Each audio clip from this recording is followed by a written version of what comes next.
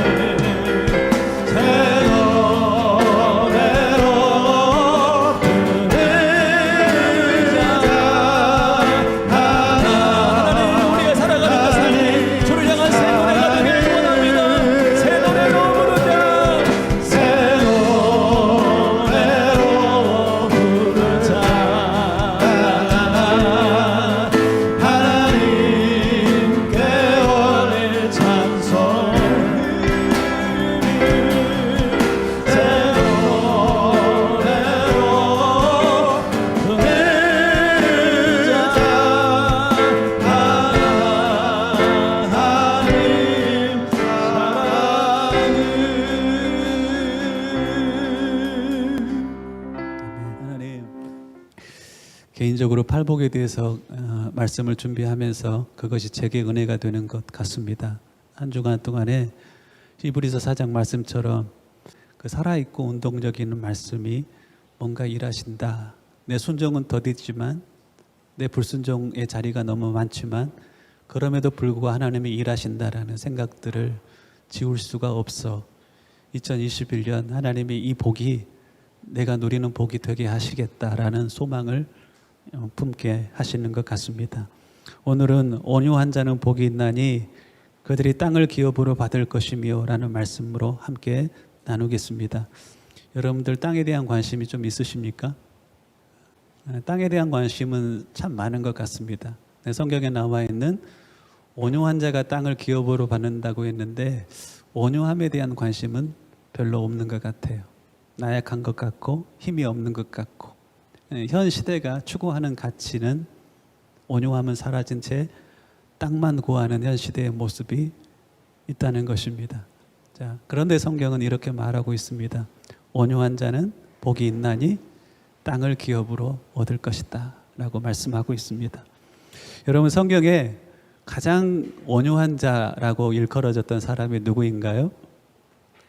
그 온유함이 온 지면에 있는 모든 사람보다 승하다, 낫다라고 일컬어졌던 모세입니다. 민수기 12장 3절에 보면 말씀이 그렇게 이야기합니다.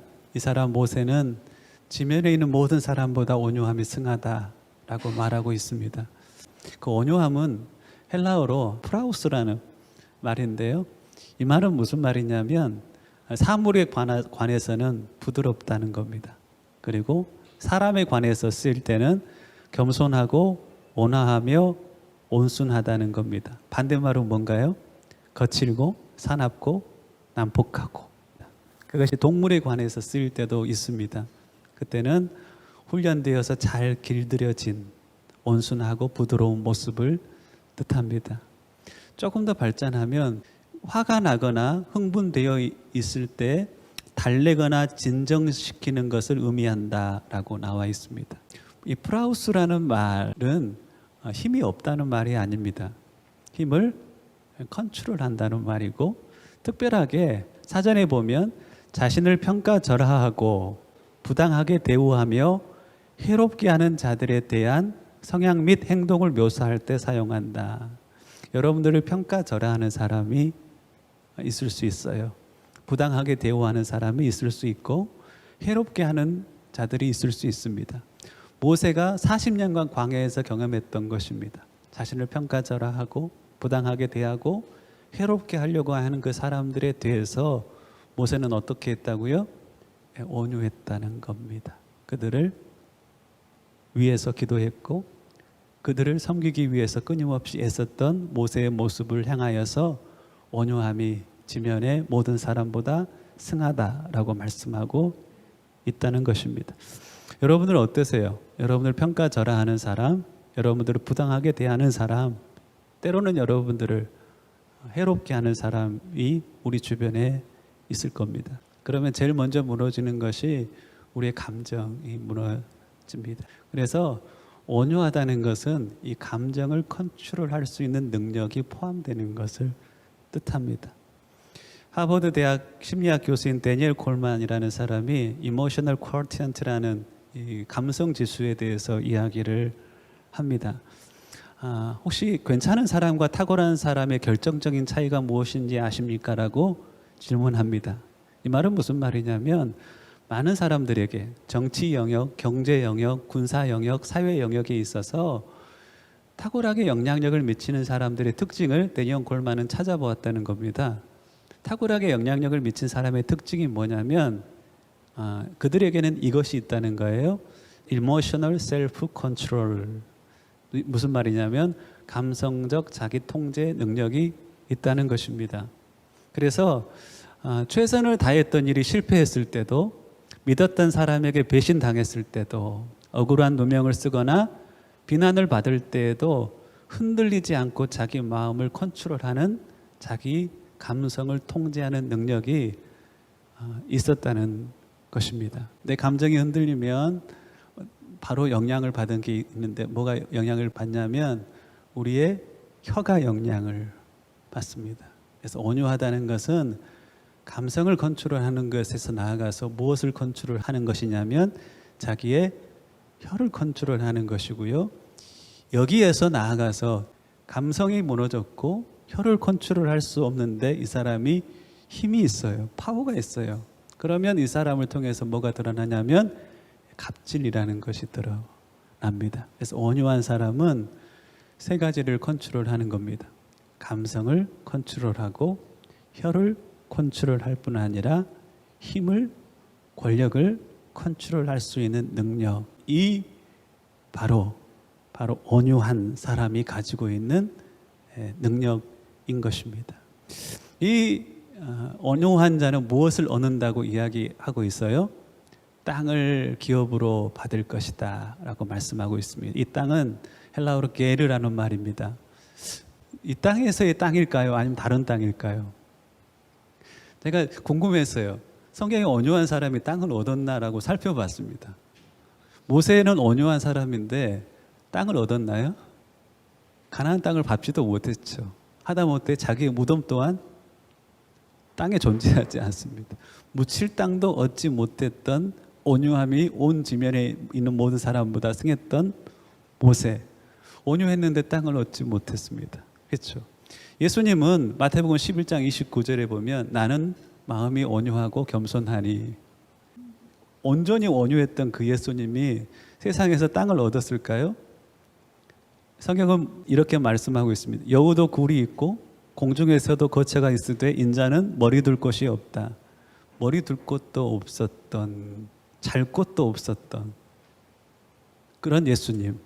무덤에 장사되었는데 나무집 무덤에 장사되었고 부활하셨기에 예수님은 자기 이름으로 된 무덤 또한 없었습니다. 온유함이 지면에 승했던 그 예수님이 땅을 가지고 있지 않았어요. 그러면 온유한 자는 복이 있나니 땅을 유업으로 얻는다는 말씀은 어떤 말씀일까요? 누가복음 19장 17절 이하를 보면 예수님께서 비유로 이런 말씀을 하십니다. 한 귀족이 왕위를 받으려고 먼 타국에 갔습니다. 종이 10명 있는데 종들마다 왕권을 가지고 그 귀족이 돌아왔었을 때 남긴 것이 다릅니다. 10문화를 남긴 사람에게 이렇게 말씀하십니다. 착한 종아, 잘했다. 네가 작은 일에 충성하였으니 10고을을 다스리는 권세를 차지하리라. 이 날은 무슨 날인가요? 인자가 다시 오실 그날을 뜻합니다. 그러니까 우리가 10문화를 남겼어요. 10문화 정도라면 은으로 10문화니까 한 문화가 500g이면 5kg 정도 됩니다. 지금 시세로는 은값이 많이 올랐습니다. 찾아보니 10문화면 4,380만 원 정도 됩니다. 내가 4,380만 원 정도를 남겼는데 주님이 주신 건 뭐였어요? 10고을을 다스리는 권세를 주셨어요. 일한 거에 비해서 많나요, 적나요? 일한 거에 비해서 주님이 우리 가운데 갚으시는 것은 생각할 수 없을 정도로 많다는 것입니다. 여러분들이 천국에 가면 깜짝 놀라는 것들 중에 하나는 뭐냐면, 내가 순전히 하나님 앞에 나를 위함이 아닌 하나님의 영광과 영혼들을 위해서 수고했던 그 수고에 합당한 상이 내가 상상했던 것보다 많다는 것입니다. 우리가 교회 공동체 안에 섬기는 것, 함께 살아가는 영혼들을 향하여 섬기는 그것이 나의 영광과 나의 이익이 아니라 하나님의 영광과 영혼들의 유익을 위한 순전한 마음을 가지고 섬기는 그 섬김에 대한 주님이 허락하신 보상은 우리가 상상하는 것보다도 엄청나게 크다는 말씀입니다. 근데 그 보상을 누가복음 19장에서는 뭐로 표현했어요? 열 고울을 다스리는 권세를 차지하리라. 땅을 주시겠다는 것입니다. 그러니까 이 땅의 1차적인 의미는 뭐냐면, 주의 나라가 임할 때 그곳에서 주와 함께 다스리는 그 땅 가운데 내게 주실 땅을 첫 번째로는 의미하는 것입니다. 지금 우리가 온유해지잖아요. 그날에 영원한 시간 동안에 우리 가운데 하나님께서 맡겨주실 그 상은 작지 않고 크다는 것을 말씀하고 있습니다. 성경 전체를 보면 이 땅에 대한 두 번째 의미를 찾아볼 수 있습니다. 두 번째 의미, 첫 번째 의미는 새하늘과 새 땅에서 우리에게 주시는 하나님의 유업을 뜻합니다. 에베소서 1장에 보면 성도에게 주시는 지극히 크신 유업의 풍성함이 무엇인지 너희가 알기를 원한다라고 말씀하고 있어요. 하늘에서 우리가 받을 그 놀라운 유업이 상상 이상이라는 것을 하나님께서는 우리로 알기를 원하신다는 것입니다. 첫 번째 의미는 그것이고, 두 번째 의미는 뭐냐면 이 땅에 사는 사람들의 마음, 그리고 마음을 얻었기에 우리 가운데 주어지는 영향력을 의미합니다. 여러분들 삶을 살아가면서 혹시 사람들의 마음을 잃어버린 적이 있습니까? 사람들을 잃어버린, 그들의 마음과 그들을 향한 영향력을 잃어버리는 경험들을 하셨을 것입니다. 저도 종종 그렇습니다. 어떨 때 나는 사람들을 자꾸 잃어버렸냐면, 다른 경우가 아니라 내가 온유하지 못했을 때, 내가 옳지 않았기 때문이 아니라 온유하지 않았기 때문에 사람들을 잃어버리는 경우가 종종 있었습니다. 첫 번째 기억은 1995년 정도 됐던 것 같아요. 교회 안에 한 청년이 참 마음에 들지 않았습니다. 남자답지도 않고 신앙인이 그렇게 살면 안 되겠다 싶어서 내가 그 청년을 좋아하는 후배니까 불렀습니다. 불러놓고 너 그렇게 살면 안 돼 라고 옳은 말을, 온유함을 갖지 못하고 그 친구에게 이렇게 말을 했습니다. 다음 예배부터 저게 다가오지를 않아요. 슬슬 피하고. 그 관계를 회복하기 위해서 얼마나 많은 시간과 힘이 필요했는지 모릅니다. 하나님이 어느 날 예배 때 은혜를 많이 주셔서 그 친구가 예배하는 곳을 쫓아갔습니다. 같은 현장에서 예배 드리는데 그곳으로 갔어요. 그래서 사과했어요. 내가 잘못했다. 사과하고 하나님께서는 그 관계를 회복해 주셨습니다. 필리핀에 와서 저희 두 아이들의 눈빛을 볼 때 거리가 있는 것을 인식을 했습니다. 왜 거리가 있지? 아빠하고 딸들인데 거리가 있는 거예요.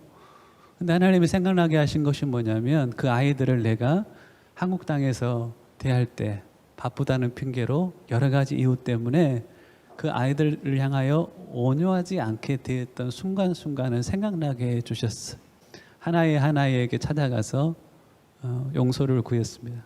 아빠가 그때 너한테 그렇게 했던 것이 잘못했던 것 같아.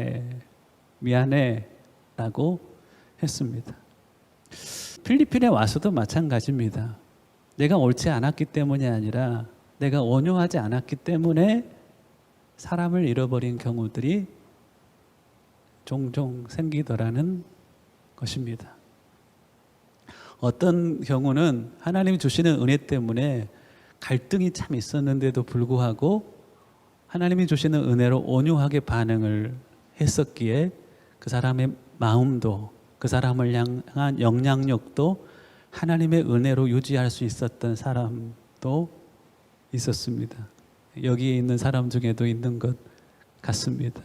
내가 그것이 옳다고 해서 온유하지 않게 표현했더라면 그 관계가 유지되지 못했을 수도 있겠다.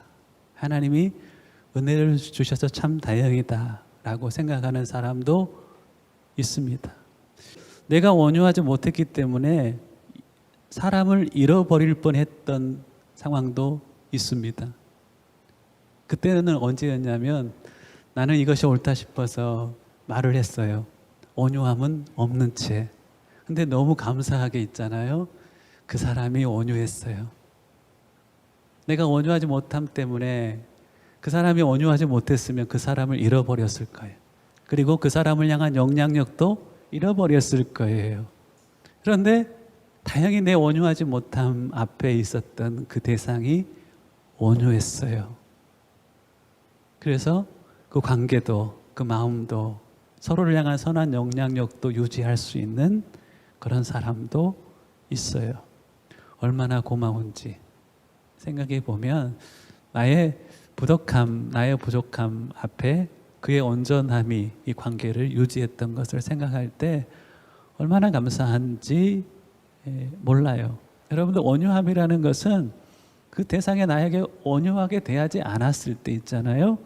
그래서 내가 평가절하되는 것 같고 부당하게 대우를 받는 것 같고 내게 해를 주는 것 같고 라고 하는 그 상황에서 내가 온유하게 대하는 것, 그것이 참된 온유함이고, 그러하기에 온유함의 마지막 정의는 뭐냐면 그것은 화나 있거나 흥분되어 있을 때 달래거나 진정시키는 것을 의미한다. 나의 온유함 뿐만 아니라 상대를 온유하게 만드는 그 능력, 그것이 바로 이 온유함의 정의예요.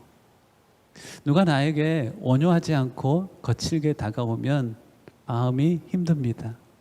근데 어떤 사람은요, 그러한 내가 그렇게 다가서는데도 불구하고 그 사람의 태도와 그 사람의 반응으로 인하여서 내가 온유해지더라는 것입니다. 그 온유함이 바로 성경에서 말하는 온유함이니 그 사람이 사람들의 마음을 얻겠습니까? 얻지 못하겠습니까? 그 사람이 사람들을 향한 영향력들이 유지되겠습니까? 잊어버리겠습니까? 맞아요. 내가 온유할 뿐 아니라 영혼들을 향하여서 온유케 하는 그 거룩한 능력이 있는 사람은 복이 있습니다. 하나님 그런 사람에게 새하늘과 새 땅 그곳에서 땅을 우리에게 유업으로 주실 뿐 아니라 이 땅에 살아가는 동안 내가 만나는 사람들의 마음을 얻을 뿐 아니라 그 마음을 얻었기에 영향력과 그 위에 많은 것들을 우리 가운데 주신다는 그 말씀이 바로 오늘 본문이 말하는 말씀인 것입니다. 창세기 6장에 보면 5절에 하나님께서 노아의 살아가는 그 시대를 향하여 이렇게 말씀하십니다. 여호와께서 사람의 죄악이 세상에 가득함을 보시고 그 지으셨음을 한탄하시고 땅을 심판하기로 뜻을 정하십니다. 죄악이 세상에 가득했다는 거예요. 죄악이 세상에 가득했다는 표현을 창세기 6장 5절에 하시고 창세기 6장 11절과 13절에 죄악이 관영한 모습을 하나님의 언어로 이렇게 표현하십니다. 그때에 온 땅이 하나님 앞에 부패하여 포악함이 이 땅에 가득한지라. 하마스라는 바이올런스라는 표현인데요. 죄악이 가득했다는 거하고 똑같이 뭘 표현하냐면 포악함이 땅에 가득했다라는 것이에요. 13절에서는 하나님이 노아에게 이르시되 모든 혈육 있는 자의 포악함이 땅에 가득함으로 그 끝이 내 앞에 이르렀으니 내가 그들을 땅과 함께 멸하겠다라고 나와 있어요. 세상의 죄악으로 관영했었을 때 가장 전형적인 특징을 뭐라고 이야기하냐면 온유함이 사라져버린 상태, 포악함이 가득한 상태라는 것입니다. 분노를 쉽게 표현하는 사회는요, 건강하지 않은 사회입니다. 그래서 온유한 자는 분노의 감정이 찾아오면 분노의 대상과 싸워 이기려고 하지 않고 그 분노와 싸워 이기려고 하는 자가 바로 온유한 자입니다. 아마 이 말씀도 제 영혼 안에 살아있고 운동력이 있어서 저를 계속 가르칠 것 같습니다. 나는 어떤 대상을 향하여 분노가 일어날 때 그 대상을 싸워 이기려고 하는지, 실질적으로 내가 싸워 이기려고 하는 내 안에 분노와의 싸움이 있는지에 대해서. 잠언 16장 32절에 보면 노하기를 더디하는 자는 용사보다 낫고 자기 마음을 다스리는 자는 성을 빼앗는 자보다 나으니라. 노하기를 더디하는 자는 용사보다 낫다는 말은 분노를 이기는 자가 적장을 이기는 자보다 낫다는 겁니다. 적장을 이길 수는 있습니다. 무기를 다루는 기술이 있으면 적장을 이길 수가 있죠. 근데 우리 안에 어떤 기술이 있어야지만이 우리 마음 안에 분노를 이기겠습니까? 그것이 바로 온유함의 기술이고, 하나님은요, 너희가 세상의 어떤 삶의 싸움 가운데 적장을 이기는 것보다 훨씬 더 중요한 것이 너희 안에 있는 그 분노를 이기는 것이다. 나는 세상에 난폭해지는 것을 원치 않는다. 나의 나라를 유업으로 받을 자는 온유한 자이다. 그것이 새하늘과 새 땅에서 내가 너희들에게 주고 싶은 것일 뿐 아니라 이 세상에서 선한 영향력을 미쳐야 될 너희들 가운데 꼭 있어야 됐으면 좋겠다는 것이다 라고 주님은 말씀하고 있는 것입니다. 창세기 6장에 하나님이 심판하시는 땅의 모습은 바로 공격하고 사납고 난폭한 그 모습이었습니다. 이사야 11장에 보면 새하늘과 새 땅의 모습이 나옵니다. 혹시 이 찬양 아십니까? 사자들이 어린 양과 뛰놀고 독사굴에 어린이가 손 놓고 장난쳐도 물지 않는 그 내용이 바로 이사야 11장에 보면 나와 있습니다. 그때에 이리가 어린 양과 함께 살며 표범이 어린 염소와 함께 누우며 송아지와 어린 사자와 살짐 짐승이 함께 있다는 거예요. 암소와 곰이 함께 먹으며 젖 먹는 아이가 독사의 구멍에서 장난치며 젖된 어린아이가 독사의 굴에 손을 넣을 것이라. 어떤 관계인가요? 이리와 어린 양의 관계, 표범과 어린 염소와의 관계, 암소와 곰과의 관계, 젖먹이와 독사의 관계. 독사 안에는, 이리 안에는, 표범 안에는 공격성과 사나움과 난폭함이 있어요.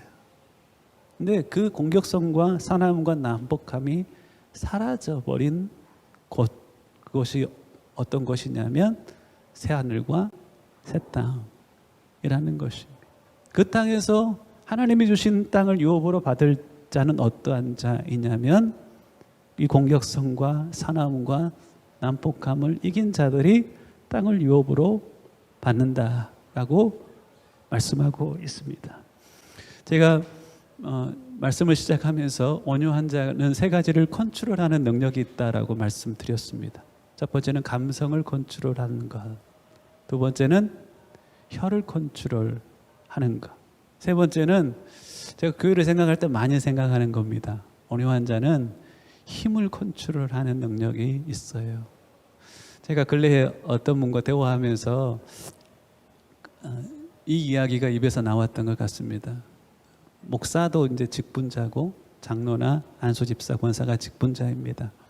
마음속에 교회를 향한 제 안에는 이런 꿈이 있습니다. 직분자들이 어떤 모습이어야 될까? 직분은 그 사람이 영혼들을 섬기는데 힘이 됩니다. 그런데 그 사람은요, 직분을 힘으로 사용하면 안 됩니다. 교회 안에 직분자가 되지 않아야 될 사람이 있다면 그 직분을 가지고 힘을 주는 사람입니다. 왜냐하면 그것은 오늘 본문에서 말하는 온유하지 않은 힘이 교회 공동체 가운데 운행하게 하기 때문에 그렇습니다. 교회가 하나님의 나라가 되기 위해서는 누가 영적 리더십의 자리에 있어야 되냐면 바로 직분을 가지고 위에서 힘주지 않는 사람입니다. 저는 우리 교회 안에 있는 앞에서 애쓰는 분들 안에 이것이 없는 것 때문에 하나님 앞에 참 감사합니다. 제가 언젠가 그런 말씀을 드린 적이 있을 거예요. 목사라는 것은 목사 자체만으로 힘을 갖습니다. 그렇죠. 근데 목사가 가지고 있어야 될 힘의 상한선이 있습니다. 그 이상의 힘을 목회자가 가지면 안 된다고 저는 생각합니다. 그것이 뭐냐면 목회자가 건강하지 않은 힘을 사용할 때 그것을 누구도 컨트롤해 주지 않는 거예요. 그 이상을 가져버리면 교회 공동체가 뭐가 되는 거예요? 하나님의 나라가 아니라 세상 나라가 되어버리는 것입니다. 성경적으로 봤을 때 그렇습니다. 목회자가 가지고 있어야 될 힘의 하한선이 있습니다. 이거 이하로 내려가면 안 됩니다. 그 힘은 뭐냐면 교회 공동체 안에 어떤 리더가 건강하지 않은 힘을 썼는데 그것을 컨트롤할 수 있는 힘 정도는 목회자가 가지고 있어야 됩니다. 그렇지 않으면 아무도 그 상황을 컨트롤하지 못하고 온유한 반대편의 힘이 공동체 가운데 작용함에 그 교회 공동체는 어떻게 되는 걸까요? 하나님의 나라가 아니라 세상을 닮아가는 나라가 되어가는 것입니다. 저는 그것만은 좀 지켜가고 싶습니다. 위에서 힘주는 사람이 아닌 적어도 위에서 힘쓰고자 하는 사람들이 섬기는 공동체. 선교사 단톡방에 이제 요즘에 많은 포스트 코로나 시대를 우리가 어떻게 준비해야 되나, 뉴노멀 시대에서 어떻게 선교 사역과 목회 사역을 감당해야 되나, 한국의 정치 상황을 볼 때 이것에 대해서 무엇을 붙잡고 기도해야 되나, 막 이제 뭐 좌측의 분들도 이야기하고 우측의 분들도 막 이야기합니다. 그 중에 평신도 선교사 한 분이 계셨습니다. 자기 의견을 그 단톡방에 개진을 하는 분이셨습니다. 좌와 우에 속한 목회자들이 약간 언쟁이 붙었습니다. 그것은 이것이다, 이것은 이것이다 라고 하는데 평신도 선교사가 그것에 대해서 좀 중재하고 싶었는가 봅니다. 계속 그 대화 가운데 이렇게 이야기합니다. 한쪽 분이 갑자기 역적이 나셨는가 봅니다. 그래서 그런 투였어요. 평신도니 좀 잠잠해 주었으면 좋겠다 라고 글을 올렸어요. 제 마음 안에 의분이 일어났습니다. 이건 아닌데 라는 생각이 들었어요. 그래서 지혜롭지 못하게 그 단톡방에 사과하셨으면 좋겠습니다.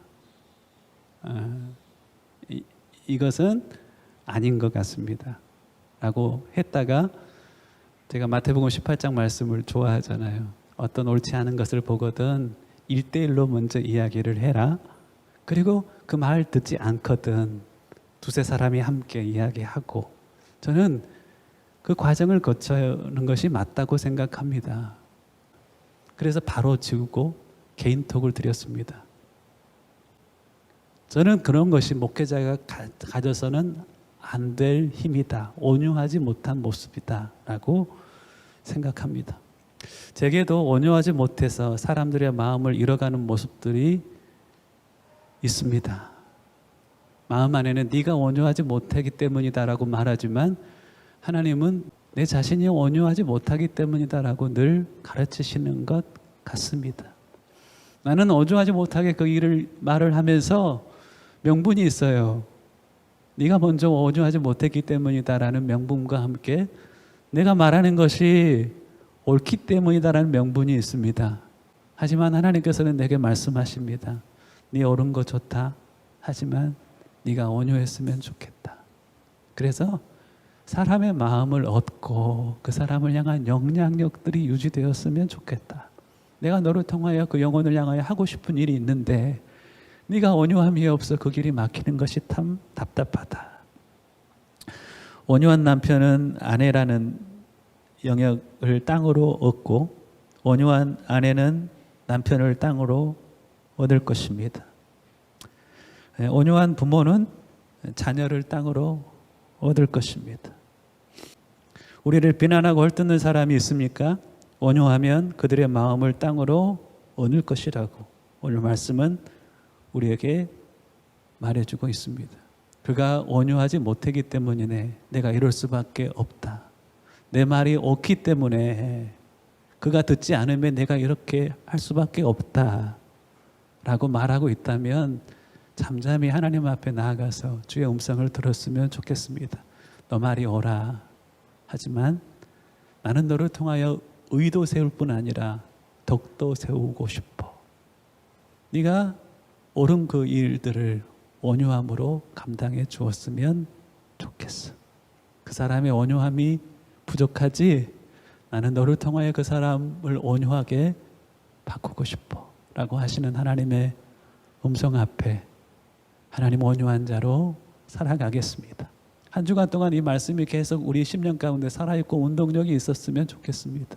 짜증나는 환경도 있을 것이고 마음에 들지 않은 사람들의 모습들도 있을 것입니다. 가끔씩은 입으로 내지르고 싶고 불만을 그냥 배설하고 싶고 하는 생각들도 때로는 들 것입니다. 오늘 말씀을 기억하십시오. 온유한 자는 복이 있나니 땅을 기업으로 얻을 것이다. 이 하나님이 주시고자 하는 새하늘과 새 땅에서의 그 땅뿐 아니라 이 땅에서 여러분들에게 주시고자 하는 땅을 유업으로 받는 저와 여러분들의 삶이 되실 수 있기를 주님의 이름으로 간절히 축원합니다.